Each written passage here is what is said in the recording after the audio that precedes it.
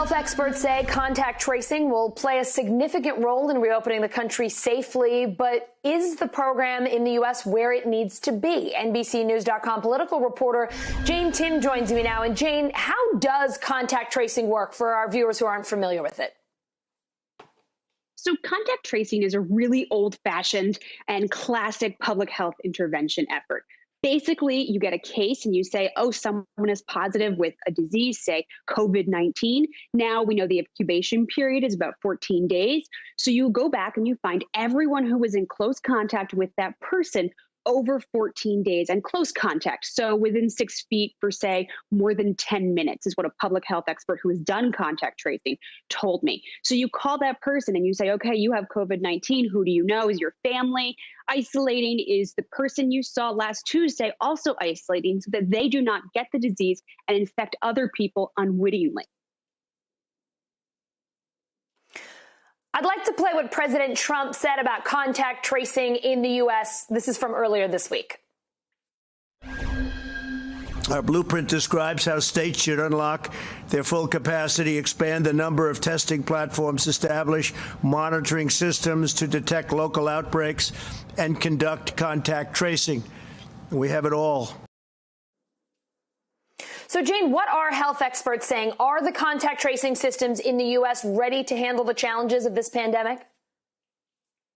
Experts say absolutely not. We do not have it all yet. We know how to do this. This is actually a pretty simple work, but it's a really big operation when you have so many people in this outbreak. So contact tracing is what you do to keep it from becoming an outbreak and how you contain it once you have gotten it under control.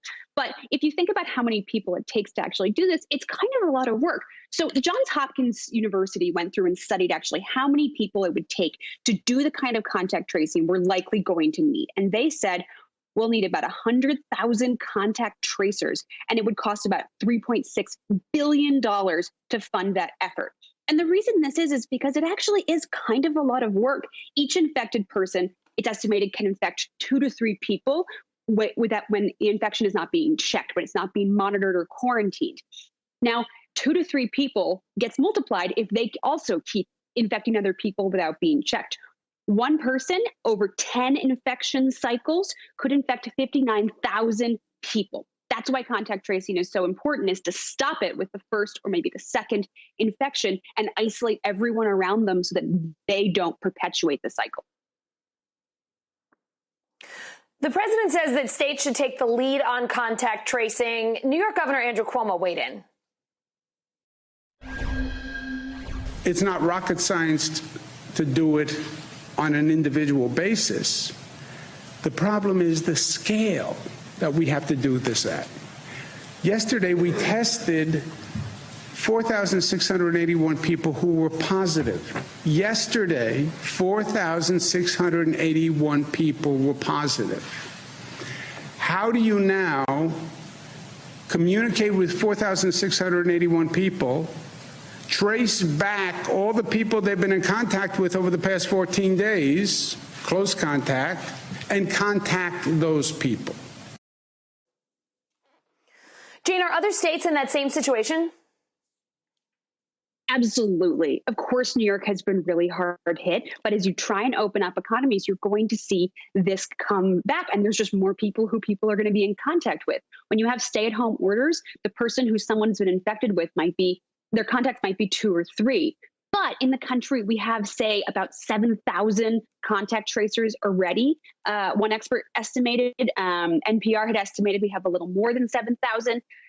You know, we need a heck of a lot more to get this operation off the ground. And as New York says, they could need, I think, 17,000 to 33,000 contact tracers just for New York. It's just a huge operation, and states are not ready for this, in part because public health budgets just have not faced a challenge like this. And state budgets get slashed every year, and there's just, you got to balance them in many of these states. So there hasn't been an operation for this. And public health experts say the feds really need to put the money into the states to do this, because otherwise it's not going to happen. Jane, Apple and Google rolled out the first phase of their contact tracing technology. How does that work? And can it cut down on the need for more public health workers on the ground?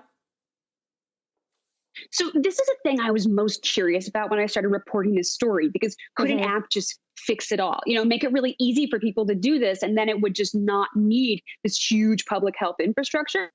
And the experts at Johns Hopkins and elsewhere said, it can make contact tracing more effective. It can find somebody that you might not have known you came in contact with, or you might not know their contact information. It can make them stronger, but it can't really replace the actual work-intensive calling all those people that you came in contact with before you tested positive and saying you need to quarantine and stay home. It can help, but it can't replace the public health infrastructure. Jane, you have to wonder if people actually buy into this technology. A new poll by the Washington Post and the University of Maryland found that nearly 3 in 5 Americans say they're either unable or unwilling to use the coronavirus contact tracing app designed by Google and Apple. What are their biggest issues and concerns here? People are really worried about privacy. The idea that your health information could be broadcast to everyone you know, or your employer or your friends, could be a huge problem. And public health experts say absolutely privacy needs to be top of mind when developing these apps. But they also say, this is the kind of thing that could help open up the economy, that could send your kids back to school, that could let you go to dinner without fear and with safety. And a lot of other countries are navigating these waters and trying to figure this out because they see that technology can really help speed up a process that otherwise could take many more months and more stay-at-home orders without. Such fascinating stuff, Jane. Always awesome to have you with us. Thank you so much. Thanks, Allison. Hey, NBC News viewers, thanks for checking out our YouTube channel. Subscribe by clicking on that button down here and click on any of the videos over here to watch the latest interviews, show highlights, and digital exclusives. Thanks for watching.